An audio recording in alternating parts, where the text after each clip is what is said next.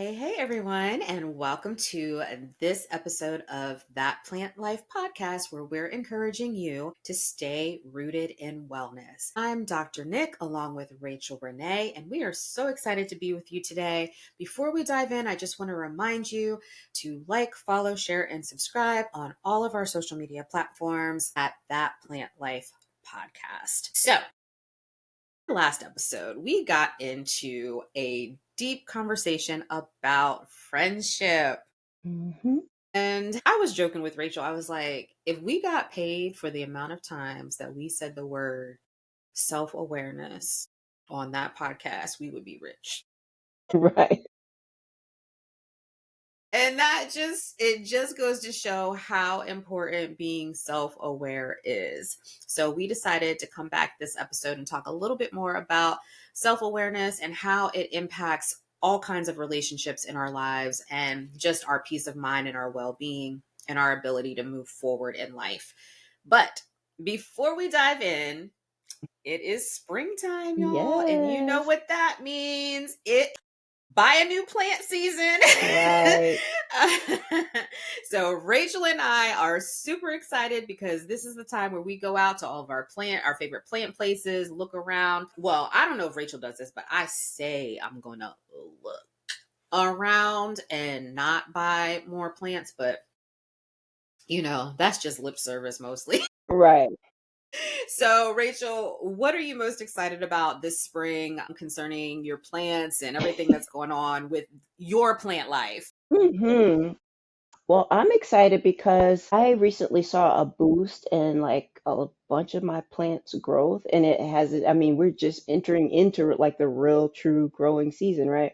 Yeah. But last weekend I repotted a bunch of my plants because they were ready to level up. This plant right behind me, my raven, look, when we started the podcast, it was just these black leaves here. And Mm. since we started, we have all this growth all the way over here. She's reaching toward the window. I am so excited. Yay! Those of you that are Yes, listening and not watching, Rachel is showing her ZZ that sits behind her while she's talking, and we're yes. just admiring how much it has grown. And Yeah. even like before on the shelf behind me, I had a whole bunch of Monstera dubia propagations. I potted those last weekend. Yes. So once, like, we've had a couple of cold days this week. Once I'm confident that we're not dipping back down into the 30s, I'm sitting those bad boys outside because I want to see what happens. Yes, it's so exciting. It's so exciting. I have so many Monstera dubia propagations and I haven't potted them yet. But I mean, when I say so many, I mean so many because I had two plants in last season because of I moved locations and it just was really stressful on the plants themselves and so they struggled a little bit, so I just decided to chop up all the healthy parts, which left me with a ton. So I don't even know. Honestly, I don't think I can keep all of them. I'm about to leave some of them with different places because I'm like, what am I going to be doing with all these dubias when I have to have the big old, because dubias, if you don't know, dubias grow on like a panel. So I have to get a piece of wood or a pole of some sort so that they can grow up the pole. So it's going to be interesting, but Yes. yeah. I love it. I love it. I put Yeah, I yeah, yeah. put like two per pot. Okay. We'll see. And I you know can't how I wait like to to see draw that. on my post, so I had this one. Yeah. Where is it? Uh-huh. So it's gonna grow up. But Yes. yeah, so can't wait Love to put it it. outside and see how those leaves develop. It's gonna be, oh my gosh. It's gonna be so awesome. I'm excited. Yes. Well, I mean, like I was saying, I moved locations and into a new house, and it really did create stress for a lot of my plants. I didn't lose too many of them, but some of them, like if I were to show you, you would see they're struggling a little bit. So I'm excited for this season to just kind of really take care of not that I can't take care of them in other seasons, but this is just like the prime season for them to be doing well and to nurture them while they're in their natural growing season. So I'm excited to see what happens with them. And I got this little guy. He's so cute. So cute. So this is a croton, and I listen, y'all, I love this plant because of, like, if you can see like the different colors, they're so beautiful when they live. But when they come to my house, they usually die. Oh my God. I- so I'm super excited about this little guy who is still living, and he's so the pot is so adorable. Hmm. My friend got me this pot, so cute. So I put him in here, and I'm just excited to kind of, see him grow and thrive this spring. And Mhm. he's just so cute. Yay. He's so cute. And I can't wait to see all the updates on my little plant nieces and nephews, how they're doing over there. Yes. Yes. Yes. There's that I know you want to see, and I can't show him to you right now, but somehow we're going to have to figure out how I can show him to you and Yes, our viewers, because Mr. his name Ollie. is Ollie. See, she knows. His name is Ollie, and Ollie is just, I mean, you guys, come on. Ollie is a crazy plant. Like, he just, I mean, all plants obviously do what they want to do, but Ollie is like an alien. He grows. I don't even know what to say about Ollie, but he's Mm, awesome, and I like to watch him because it's just so interesting and cool to see what he's going to do next. yes. So yeah. Yay. Can't wait. Yes. Yes. So yeah, so we're excited, and we want to hear from you too. Are you a plant person? What are you excited about this spring? Where's your favorite places to go? Where do you like to go buy new plants, or say you're not going to buy new plants and just look? Like, where are your favorite spots? Like, let us know in your area what you like to do, where your favorite spots are, and what your favorite, like, to get plant of the season is. Yeah. Yes. So with no further ado, we are going to dive into self-awareness today. Yes. Very ouchy Like, look, topic. it can definitely be a very ouchy topic. It can be a very it's not quite as fun as talking about our plants, although we do need to be aware. Like, we need to be aware with our plants too. Like, I need when I moved and I moved my plants to a new location, it was like, ouch, because they were struggling, and it had to do with change in the environment, change in me, because I was getting used to a new place and maybe not paying as dedicated attention to them as I normally do. And I had to keep, like, in my former home, all my plants were around me in my space all the time. In this location, I have it separated. So, like, some of my plants are in my office and some of my plants are in my living space where I am all the time. And I'm not always in my office. Like, I don't, so it's an adjustment, which we also have to do in our lives, and just be aware of our environment, our transitions that we're going through.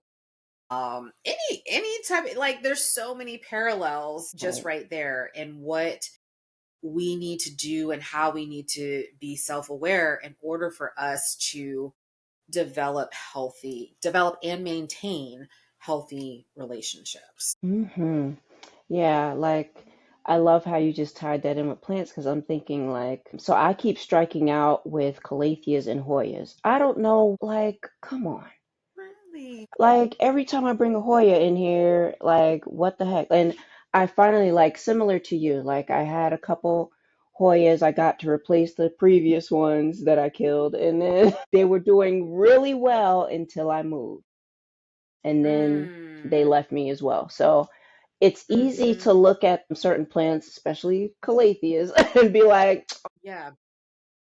they're just difficult and blame the plant. Like, oh, they just being too fussy, they're too needy, they're too this. But I'm the one who brought them in here. So shouldn't I be learning and adjusting myself to take better care of them? Like, Mm. I have a responsibility too. So it's kind of like what we're talking about. Like, we've been talking a lot about adult friendships and relationships, and it's like it takes two. Like, it can't just be all on, well, that person messed it up. Like, well, what did I do? What did I bring to the table? How could I have been better? Mhm. Like, I feel like that's part of self-awareness. We have to take a holistic look at ourselves, like, hey, like, what do I excel in and where can I improve at the same time? Yeah, yeah, absolutely. It's so true. And we were talking about, like you said, adult friendships last time, and you and I have had many conversations about not only adult friendships but adult romantic partnering as well. But as you were talking just now, I also thought about parent-child relationships because, you know, especially in some cultures, children are expected to kind of toe the line and, be silent, be not heard, be seen and not heard, and, whatever it is that the sayings are that happen in your family. That's what I'm talking about. We have these impressions and things that we expect children to just do. And sometimes depending on what is in us, like the our ability to kind of parent from a place of wholeness, we can put a lot on our kids and a lot of expectations. And then when they come back with the response, it's like, in some ways that I've heard adults talk to children is like, I would never talk to another human being that way. I would never talk to another adult that way. And I think that that's a really, I mean, I don't hear people talking about this often, but it is a really critical piece that I just wanted to bring out because we need to be self aware of our stuff and our expectations, of little people because they are people, they are humans, and they have autonomy and they deserve respect, and we are responsible for raising them up and teaching them how to deal with their emotions. And if we don't know how to deal with our emotions, if we are not comfortable with vulnerability, if we have so much pain that we can't allow people in and allow people to connect with us, then that child is learning from our behaviors. And Right. so, some of the disconnects that I see in families, I think can be tied back to that, lack of self awareness, um, in what we are passing on. Yeah, that is so important because it's like we put pressure on ourselves, and then maybe the outside world, it creates a certain pressure that we feel as well, like Yeah. we're supposed to have it all together, but we don't. Like, as Mm-mm.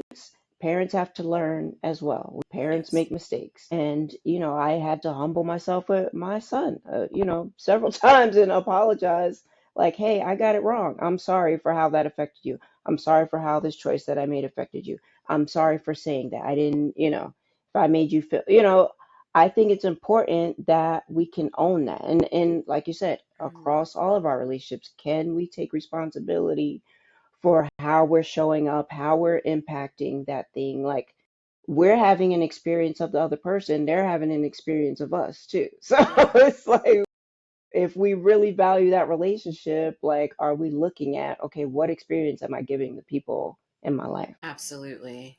Absolutely. Yeah. And it's so funny because a lot of times we will say, well, that's just how I am. This is just my personality. This is just because of this or because of that. And these things I am not negating those things. Like, yes, this is something that you have leaned into, but people experience that thing in a certain way. And once you are told from someone that you care about and you want to remain connected to, that when you do this, this is impacting me in this way, then it becomes, it cannot stay just, well, this is just how I am, and this is just who I am, and this is just what I do. If you want to stay healthily connected to the person, there has to come a point, because just because this is what you do doesn't mean this is what you always have to do. It doesn't mean this is how you have to stay, because we have autonomy over ourselves and over our minds and how we think and how we operate. We are able to shift any of that. Now, obviously for some people it can be more challenging to kind of navigate different types of communication and relationships. So that's not I'm not negating the fact that it can be more challenging for certain types of thinkers. However, there has to be um I guess an acknowledgement of this and an attempt. Like, we have to be able to see that there's a willingness to adjust and compromise. And the only way there can be that willingness to adjust and compromise is if you're aware of what is going on internally that is kind of creating these behaviors that can push people away. Hmm. And I almost wonder if part of it is like a fear that Yeah. we can't change. Like, this is who I am, and I need somebody to love me as I am. What Mm, if they don't? What if they don't accept me the way I am? What if I'm unlovable in my current state? mm, First of all, that's mm, not true mm-hmm. because we're all precious. We're all beloved by someone. At the very, well, I can't even say the least. At the The most, we most. are loved by God. Yes. Yes, we So are. there, and you are precious to God. You are loved by God. We love you. We're here. We're showing up because we have a love for anyone who's going to sit here and listen. Yes. We have a Yes, we do. passion for people and for people to be healed and to be whole. And so I think maybe at the base of this it is that fear that, this Mhm. is who I am. Maybe I'm broken, maybe I'm this, and I just need you to love me like the way I am. And if you can't, then you can get gone. That's a wall. It is a So wall. I'm just It like, is but the definitely a beautiful wall. thing is, as long as we breathe, we can. We can learn, we can grow, we can make changes, and we can reach out for help to make those changes. Like I know Yeah. Dr. Nick coaches people all the time Mhm. in these types of things. So she can, I mean, I know you have so much wisdom on how to take those steps, how to break it down, because it's probably overwhelming to a lot of people, right? Yeah, yeah, I think it is overwhelming. And I think that it is scary. Like you said, there is fear because people do feel broken and they do feel unlovable. And especially people who have been through just horrible things like, you know, um, or and there's when I say horrible things, there's such a spectrum of that. And sometimes people will be like, well, mine wasn't as horrible as that, or mine wasn't as horrible as this. And I'm like, look, all of us have been through stuff. It's relative of on the scale of intensity. But all of us have been through things that can cause us to do exactly what Rachel was just saying, which is have a fear that we're going to be rejected or abandoned in our current state. So when that happens and you build up the wall that she was talking about, where it's like, well, this is who I am, and that's just who I am, and you need to love me or else I'm not gonna. But the behaviors that you're saying, this is just who I am, were created. They came from somewhere. They came from a from we can't speak for every individual person, but we do know that we learned, like, yes, there are some things that are just a part of our nature, that are who we are, that we are more geared toward this or that. However, there's a huge part of our development and our personalities and just the people that we have grown into that is from nurture or lack of nurture. And so when you kind of get real about that, those things can shift, those things can adjust, because there's certain things in the way we relate to people, the way we connect or are not able to connect, that come from a place of being able to preserve and protect yourself based on whatever your nurturing or lack of nurturing environment was. And there is no shame in that. There is no there's no like guilt in that, or like it just is what it is. And now we take what we can from that, and we put the pieces together of what is it, what are the behaviors that no longer serve us, that no longer serve our relationships, that no longer serve our connections. What are those behaviors, those ways of being that we've adopted, because, and sometimes rightly so, because we needed to stay alive, or we needed to stay sane in our situations. But now we are we are moved beyond that, but now we're still carrying all of these ways of being that we adopted. What are those things that we can now release and let go, and adopt new, more healthy ways of interacting and engaging with someone, because we're safe now. You Hmm. know, we're safe. We are adults. And that doesn't mean that our environments are perfect. It just means we have a say. We have autonomy over ourselves, over what we do, where we go in our relationships. So now we can, we can make some decisions. We can shift and adjust. It Hmm. takes work and self-awareness, but we can do it. Right. That, all that part, everything you just said, that whole part. I mean, when you said that stuff no longer serves you, like, come on. Like, that is the key, because we can sit here and be like, well, you know, this is I've experienced this with women so many times. That's just what women do.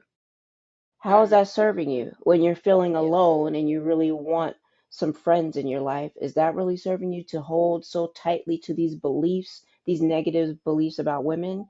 Or all men do X, Hmm. but you want to be in a fulfilling, With happy relationship?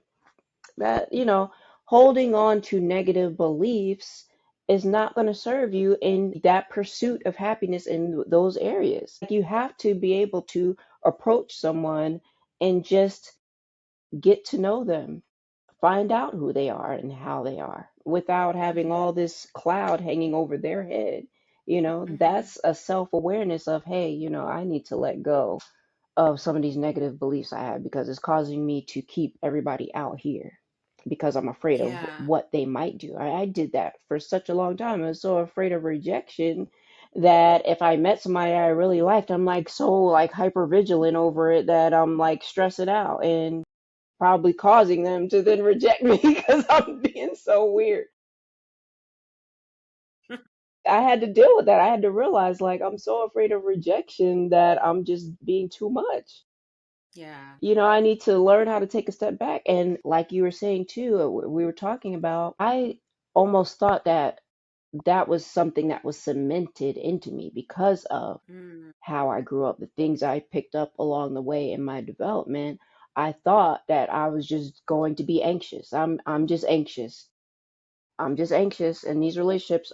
That's who I am. I'm anxious, until I learn, like, hey, I can actually develop myself to be more secure in these situations. That blew my yes. mind. It seems It so basic does. and simple, but it really blew me away. Like, hey, I don't have to be anxious about this. Yes, I love that. I love that. And it just reminds me, like, as you were saying earlier, when you were telling everybody how much God loves them, God gave us the directive to do this when He told us to renew our minds.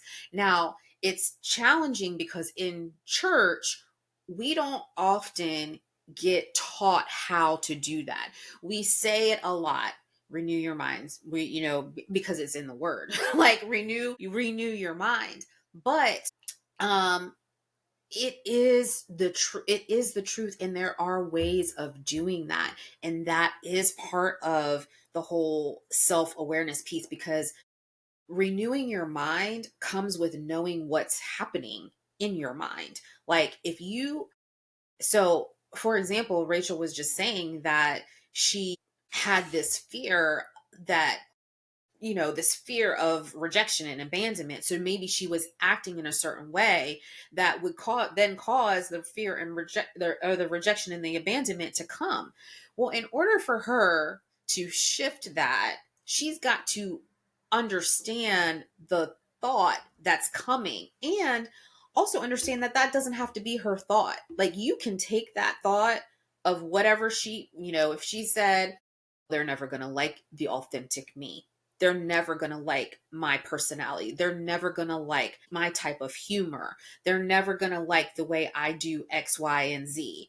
So these thoughts are bombarding your brain, and they're causing you to behave in such a way that is based off of those thoughts. So if you really believe that, because we a thought doesn't have to be a belief, but the more you allow that thought to sit there, it becomes cemented, like she said, cemented in her as a belief. So you behave out of the way you believe. So if you believe that people are going to reject you because of whatever, they most certainly will, because that is how you are going to be acting. And like, you're going to be projecting that out. So you have to, renewing your mind is about changing the beliefs that you have. That means you can't let every thought sit and land and just take up residence up there. You got to evict that stuff out. You've got to be like, no, this is not who I am. This is not what I was created to be. I was created for relationship. I was created for healthy connection. I was created for and deserve love. I was created for being in relationship and in healthy community. And I am able to do that. Those are the thoughts that you have to allow to sit and take up residence, because that's how then the behaviors start to change. And of course, we can teach about what healthy behaviors look like and all of that. But sometimes, honestly, people, this is why sometimes therapy doesn't work, because we can have all the strategies like, okay, this is what you need to do. This is how you need to behave in a healthy relationship. But if you still are up here in your mind thinking that you're crap and that nobody is going to love you and that you're unlovable and that, you can't change, your personality can't shift, it doesn't matter what strategy you use, you have got to deal with this first. Yes. Oh my gosh. You preaching over here. Y'all Look, come on. Y'all come on to Live from Wholeness I coaching. wait, Y'all get look, some renewed minds up in here. for real. I get so excited about these topics because I just it just stirs me up so much. It reminded me of this phrase, like what you were saying, remind me of this phrase I heard that to a hammer, everything is a nail. So it's like if that's how you're seeing the world, that's all you're gonna see. Like if you look for something hard enough, you're gonna find it. It's like Mm, all these experiences that we have, it's like we're adding these filters and these filters and these filters. So we're not seeing clearly anymore. So it's like, I want to see clearly. I want to see my life clearly. And I want to have exactly what God says is I'm supposed to have. I can't have that if all I see is all this crap. Like I'm trying to see through the filth. You know? It's yeah. almost like every negative experience or every bad thing that happened, it just like clouds your vision until the point where it's like all you see is the dirt. You know what I'm saying? So it's like, what can we do to start to remove those filters? And I feel like what you started to do, it reminded me of a practice that I know you and I both adopted of like having these affirmations, speaking Mm, those things over ourselves. For me, definitely writing them down. It's like yes. I would decide, okay, this is what I want for myself. And I would write it very plainly and refer back to it and refer back to it and refer back to it, refer back to it until it Hmm. really became part of me. And then I started to, walk that thing out in my life. So when I wanted to meet new people, hey, does this line up with what I set up? Nope, it doesn't line up. Is my Mm, behavior lining up with what I said I hmm. want? Nope, my behavior. What adjustments do I need to make to how I'm behaving right now? Because it's not lining up with what Lord I said I want. goodness. I mean, that was I mean, I'm sitting here thinking about all the things that I say that I want to do. These are, there's a list of them. There's a list of things, key priorities in this kind of second half of life that I want to see happen. And sometimes, like, I'm so glad that you brought this up, because sometimes we can get so in the weeds of our day to day life, and life just happens. Life Our day, the 24-hour days we have, they move fast. And if you're not intentional about doing like what Rachel just said, making sure that, first of all, knowing what those things are that you want to see happen, that you want for yourself, and really owning them, like, yes, this is what I want. And I understand that I deserve this. I deserve what I want. But then taking that next step that she was talking about and making sure that how you are moving through life actually aligns with what you say you want. Like, if you say you want to purchase a house, then you can't be out here getting yourself in mega debt if you want to purchase the house. I mean, unless you just are out here making mad money, I don't know, but you can't do that. Like, if this is what you want, then what are the actions you need to take to get there? And I think a lot of times when we are not intentional like that, like, making sure that things align up, there's fear behind it because we're afraid to own what it is that we want for fear that we won't get it. And we just said earlier, when you fear that you won't get something, you won't get it. Because when you believe that you won't get it, you're going to behave in ways that support that belief. So it's so important that we check ourselves and we check what it is we really believe about ourselves as human beings. What do I believe about Nicole Pertiller? What does Rachel believe about Rachel Renee? What do we believe about ourselves? Because that is the indicator of what we're going to get, is what we believe. That is self-awareness for your behind right there, okay? Okay. Because We it puts need. everything in our own lap. It's not Yeah. what did that person do, what did that person not do. It's what do I believe, what do I want, and what am I doing about it? And it's empowering and it's challenging at the same time. It is. It is. And I don't want anyone to think that this is kind of like allowing people to like get over on you or treat you any kind of way. Like, this is not that. This is more so because in order to do this, like, let's just say there's a situation that comes up and you're in, maybe it's a family situation. That's the easiest. Everybody has something with the family. So the family situation comes up and something's going on in your family and someone is not treating you with respect or respecting your boundaries or whatever the case may be. This is not saying that you don't do anything about that.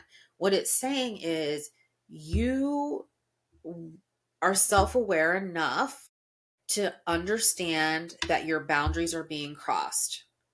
Then you are self aware enough to vocalize what it is you need to happen. When that thing doesn't happen, then you are self aware enough to draw another line of what you need. Okay. So it's not like, yeah, just let everybody do whatever they want or just cut everybody off. It's not that. It takes way more. Those things are actually easy to do. It is easy to let someone walk all over you. It is easy to cut someone completely out of your life and never deal with them again. Those things are easy. I know because I've done them. Like, I know Very that easy. is easy. It's very easy to do that. It takes much more willpower, discipline, intention, and wholeness, and coming from a place of love to be able to recognize what's going on inside of you, to see that someone else is dealing with whatever they're dealing with and they cannot, for whatever reason, honor the line that you have drawn. You draw another line. You do whatever you need to do to make it to co-op to be in that situation. Now that doesn't mean you just stay in, again, it doesn't mean you just stay in situations just to stay in situations, but people, we can't just cut off everybody. That doesn't, because everywhere you go, every season of life, there are going to be people that rub up against you the wrong way. There are going to be people that disrespect your boundaries. There are going to be people that do things that you are just flabbergasted by. And you're like, I don't even know. Everywhere you go, it doesn't matter. Even some of the closest friends you think you have, sometimes they're going to disappoint you. Sometimes they're going to do things that you're like, I don't even understand how this is happening right now. But if you end up cutting off and just be like, okay, fine, that's how they are, that's what they want, let them be. To every person who in your life who does that, you're going to be alone. You're going Right. to be alone and miserable. And I see this in some people. I see this in a lot of older people, like those grandparents that have been through so many things and miserable, and they didn't, I'm not trying to share too much information, but I have this situation in my own life. I have this situation in my own life where I can see someone who did not know how to do the things I'm saying, did not know how, was not aware enough or able enough, or whatever the reasons, taken over by bitterness. Not to say that any of the things that happened to this individual I'm speaking about were justified. They were wrong. She was wronged. However, she was not able to get over those wrongs, and what that did was it caused her to behave in a way that pushed everybody away. Now old and alone. Yeah. And that is not what Rachel and I want for anybody who is listening to us. We want people to have vibrant, full, joyful, authentic lives with people in it that they genuinely love and that genuinely love them. And the only way you can do that is to do this work of look at yourself, be self-aware and understand what's going on with you. And understand that, no one can fulfill all of your needs. Like, you can't look to Yeah. people to give you what you can't even give yourself half the time, you know. Yes. And you can't expect Absolutely. one friend or one relationship to be everything at all times for you. Like, people have their own Yeah. stuff going on, their own stuff to work through. And also, different relationships have different purposes in our lives. Like, that's another thing that helped me a lot, is like just knowing, okay, I love this person. Maybe they're not a inner circle friend for me, but I want them in my life to some Mm-hmm. degree. Like, you get to Mm-hmm. decide. You don't have to keep everyone in that inner circle with you. You don't have to share all the details of your life with everyone. Learn Mm-hmm. what people in your life can handle that capacity of relationship with you. Yeah. And then you're not putting undue pressure on all these people. Like, you're like, you can just enjoy what you have with these different individuals instead of making it out to be like, oh, well, I need to be able to tell you this, that, and the third, and you supposed to. Everybody can't handle everything like that. You Right. might have, Exactly. yeah.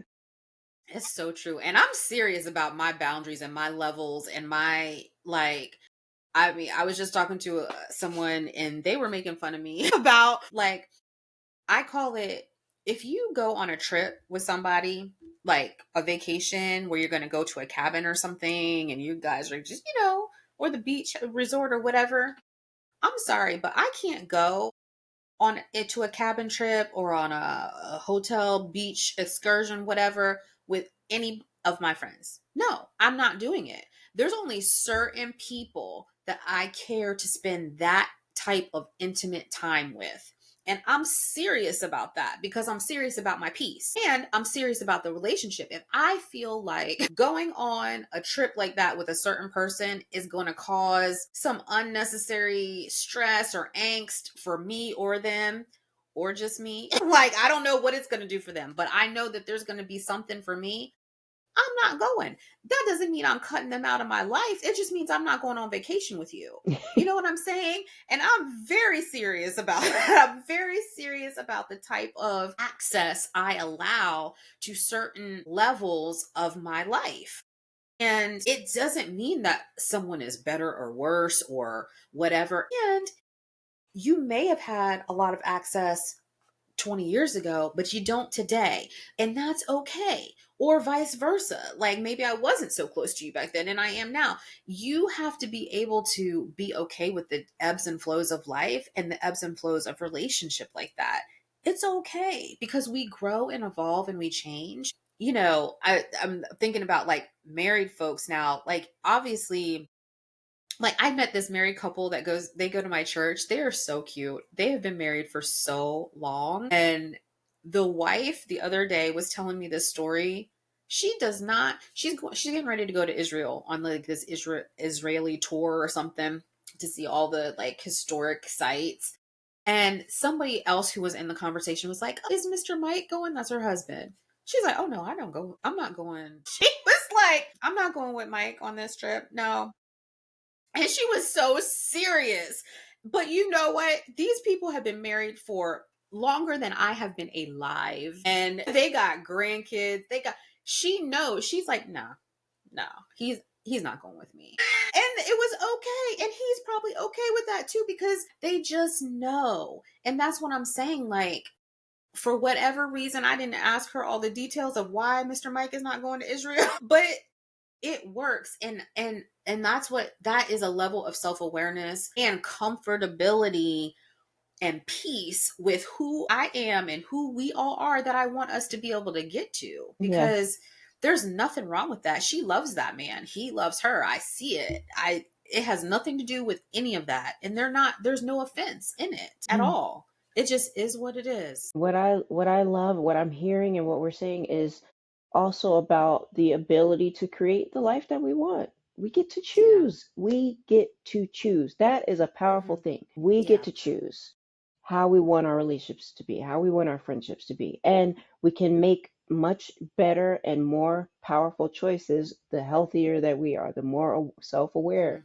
that we are, the more in Hmm. tune we are with our core values. Because when we know what's most important to us, then we know like, okay, somebody's jumping all over our pet peeve. How deep is that really? That's not a big deal. Like, okay, so they Hmm. chew too loud when they eat. Well, then maybe we won't eat together as much. But I still get to enjoy this person's company. Like we get to move better when we're more self-aware about what we want, what we need, what is truly important, what are our deal breakers, what is Yes. just going to burn the bridge all the way down. Then we know that. Then we're Yeah. totally clear and we can make these empowered decisions, these powerful choices, not Hmm. based on fear, but based on the life we really want for ourselves. I love it. Empowered choices based on the life we want. Girl, come on, Rachel. I love it. And that truly is staying rooted in wellness. Like that is that truly is, because you're coming from an empowered place, as you say. I think oftentimes when we're interacting in life, and I hear it all the time in the people that I coach, they're not coming from a place of empowerment. They're coming from a place of victimhood. This happened to me. This is why this is. This, they did this. I did this. I didn't do this. They didn't do this. This happened. That's victimhood. And you are not coming from an empowered place when you do that. And we definitely have to be aware of that and be aware of also something you said earlier, Rachel, reminded me of the different types of thinking that we do, like the generalizations, the catastrophizing, all of these things, these ways of thinking that we've adopted. They are not beneficial. They are not beneficial to connecting. Like, I hate generalized conversations. Like whenever someone shows me like a video about relationships, or this relationship expert said this, or this therapist said this or that or whatever, and they're like, "Well, what is your opinion on this?" I'm like, "Well, I mean, yes and no." Because we cannot just black and white everything. There are very few things in the world that are black and white. There just are. I mean, there are some things that are foundational truths, right? If I throw a ball out this window, it's going to fall to the ground because There's no black and white in gravity. It just is. There are some things that I believe in the word of God that are foundational black and white truths. But walking that out in your day to day, there's a lot of gray area. And when we do ourselves and the other people that we're in relationship a huge disservice when we try to blanket everything and say, well, this is this because that's what it is. I mean, even when you hear people say, well, white men do this, or black women are this, or Latin people, do you know how many different types of white men there are in the world? How many different types of black women there are in the world? Rachel and I are two black women. We have some similarities, absolutely, but we're different. And we might be more similar than some other people, but when you look at black women as a whole, you can't just lump us all together. You can't just be like, oh yeah, that's black women. No, I refuse. I refuse to accept that. Black men, you can't just all black men do this, all black men cheat, all black men this. We have to stop doing that to each other. It is a huge disservice. It is huge, and it's almost disrespectful to the individual that you were created to be. Like, we need to be very intentional about getting to know the person in front of you. Like, I don't care all these other things that are out in the world. Yes, they can help. They can help us. They can kind of provide some framework maybe, but the truth of the matter is that there's an individual inside of you. There's an individual inside of me, inside of Rachel. We all have unique experiences, unique qualities about us, that different pieces of us. None of us have the same makeup. None of us. Hmm. And so, yes, while we may see patterns somewhere, none of that, none of that can dictate to you what the next person is like. It just cannot. And it's actually a lazy way of being to assume that.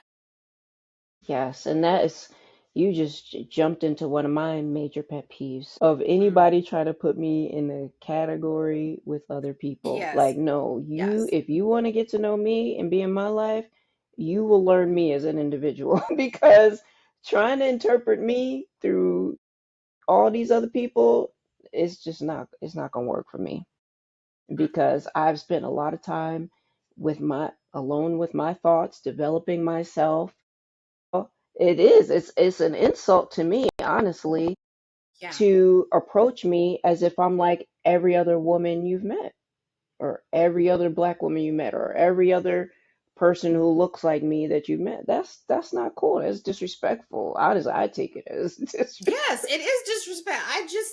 Yes, every other person from New Jersey. Come on, like, Right. I'm not every person from Harrisburg, Pennsylvania. I'm from Harrisburg, Pennsylvania. But the next black girl you meet from Harrisburg, Pennsylvania may be completely different than me. Mhm. Like, you know, Right. there, and so it's like, yes, we may all love Middlesworth potato chips. That's my favorite chip from Pennsylvania. But I'm saying that does not then give you carte blanche to just be like, she's one of them. She's like this. Oh, she must be like this because she's from the. Oh, she must. No, you get to know me. You spend time. You invest in me. I'm gonna do the same for you. And that is one of the key components of developing a healthy connection is see me. See the person in front of you. Pay attention to them. Shut out all that other stuff. Get to know them. Watch them. How do they behave? How are they? What are the words coming out of their mouths? How are they showing up in your world? Pay attention to that. Don't come like, yeah, she must be. No, no, no, no. Like, we don't. Mm-mm. Right. So, but that is something that we can, like, we started in the very beginning saying that we are responsible for ourselves, our own behavior, being self aware of how we operate. That is one area that we can be aware of how we are operating. How are you viewing the people around you? How are you, what? are you allowing to maybe stand in the way of being able to connect with this person? What belief about once you find something out or once you see them, what is it that you are allowing to cloud your vision of them as an individual? Yeah. And look, what we're talking about too, it's seeing, you want somebody to see you and also seeing that person in front of you. That if you're wanting to have better relationships, if you're wanting to meet more people, if you're wanting to make more friends, that is a good practice to adopt. Like, let me just enjoy getting to know the person in front of me. Let me drop the preconceived notions, the stereotypes, whatever. Oh, they're not like me. So what? I take this approach when I meet someone, I am interested in that person as a unique individual. I want that person to be comfortable in my presence, to express themselves and who they are, exactly how they want to express themselves. Now, I can still make my choices of, is this somebody I want to spend a lot more time with, or is this someone I want to talk to every once in a while? I can still make those choices, but I'm entering this situation and approaching this person as a unique individual that deserves to be accepted as who they are. And Hmm. that gives them a great experience. It gives me I kind of look at it, hey, I'm getting to learn this person's story. It's kind of like somewhat of an adventure, like I'm reading a new book type of thing. And the feedback that I get from people is that that's exactly how they feel in my presence. They feel warm, they feel welcome, they feel accepted, they feel loved. I've heard this commentary from people who have been around me for 5 minutes. Wow, Hmm. I feel loved. Like, I feel so embraced. I feel so this.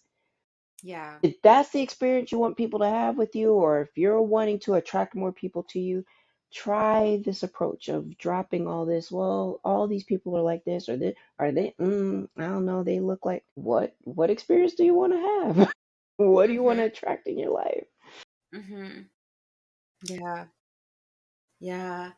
Yeah. I think, and I know we've talked about having another episode that even goes further into this very thing of kind of making sure that whatever you're saying you want aligns with how you're acting and aligns with your core values. I think that's a really important conversation when I'm coaching people. um, that is one of the questions that I ask is, what are your core values? And the majority of people will say, I've never been asked that before. I don't even know. And it's the question that I ask that takes the longest to answer, because and sometimes people even need examples. What does that even mean? What what do you mean by core values? And so I feel like that's indicative of our society as a whole. I mean, I coach a lot of people on a weekly basis, and that is a very common recurring theme over my coaching career. And so I do feel like we don't immediately know ourselves often. Many of us, again, not to generalize, some of us may, but as a when blanketly speaking at our society, that's an area that's lacking. And I think that it would be awesome for us to go a little bit deeper on that at some point, and maybe even kind of give people some tools and some strategies on how they can uncover their core values if they don't know. And then if they do know, how can they use what they know then to enhance their lives and to make sure that they're creating the life that they love based on their values. Right, right. Like, there's so much more that we want to dig into on these topics. Mhm. So, I think before we go today, Dr. Nick, what are a couple things that you will want someone to really reflect on from this conversation we've had concerning self-awareness? Ooh, this has been a good one. This has been okay. Let me think about that for a second. I think one is this last part that I just talked about, knowing yourself well enough to know what you value and to know when those values are being infringed upon. Meaning it's not working out. Something is not lining up, right? Like being able to know that. I think the other major important thing that people need to focus and reflect on is that your personality is not static. And your personality as it sits today is not necessarily made up of just who you were created to be. Our personality kind of develops over time, and there's this nature nurture aspect to it. And yes, there are some things that we have a natural bent toward, obviously. But it is very important to understand how your environment, especially growing up, ages 0 to 8, impacted your development today, because that is when we learn. 0 to 8 is when we learn how to interact with people. 0 to 8 is when we are being cared for the absolute most, supposed to be. So if there are things that happened in those time frames of 0 to 8 that were less than ideal, then, and that everybody was less than ideal, like, let's be real, right? Everybody's 0 to 8 was less than ideal. I don't care what your situation was. I don't care if you were born into a family with silver spoons and gold coming out, like, you had the nannies and all that. That nobody's situation is less than ideal, because all of our caretakers are human, and all of our caretakers are had the same stuff that we're talking about right now. So it's important to understand that the things that we learned to cope and survive and just kind of live our day-to-day lives when we were 0 to 8 years old, some of that stuff we don't need anymore. Some of it we don't need, because we don't have to protect ourselves any longer. We don't have to we just don't have to have some of those wall creating behaviors that were learned back then. So I think it's important to, and it doesn't necessarily stop at 8. It could be, because people are, take your precise words. So so I want Right. to just say that things can happen past 8. It could be something that happened in high school. It could be abusive relationships that you had. It could be in college, anything that happened before today that has impacted the way that you handle your emotions, your emotional IQ, the Hmm. way that your capacity to be vulnerable, your capacity to be raw, open, and real, and receiving.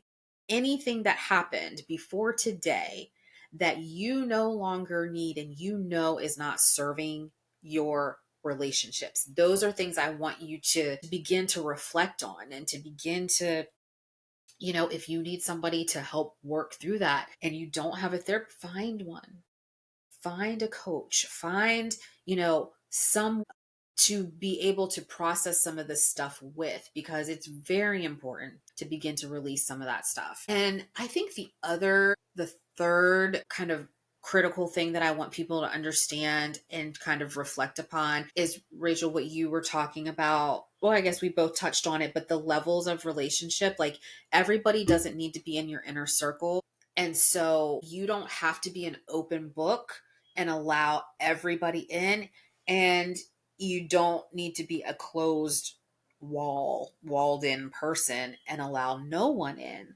So we need to start to these look at our circle of community as kind of like these rings around us. There's like that inner ring, and then there's that next layer, and then there's that next, then there's the next layer, and there's this person over there that you really enjoy who they are, but you're probably never going to have lunch with them, and that's okay. You know what I'm saying? But you just enjoy them. You enjoy seeing them. And then there's that intimate friend or partner, connected family member, or whatever, that they see you completely. They get to see all the parts of you. And that's really not for everyone. And another thing about this is, we talked about, like, they can't handle it. I believe that there are certain people that can't handle it, but I also believe that you're not meant for everybody. You're not meant to be that for everybody. So whether they can handle it or not, you save some of yourself for yourself and for the intimate people that are in your life. Everybody doesn't need to get to see all parts of you and all aspects of you, because some things are private and sacred, and they only belong with a certain few people.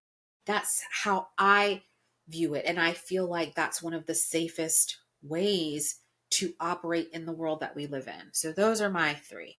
I love it. Thank you so much for that. And Mhm. just to seal this conversation, I want to issue a challenge and an encouragement to anyone who maybe this message is really resonating with you and you want to see some things happen in these areas of your life. I encourage you to get out a journal, get out the note app in your phone, and write down your reflections about those very points that Dr. Nick was just talking about.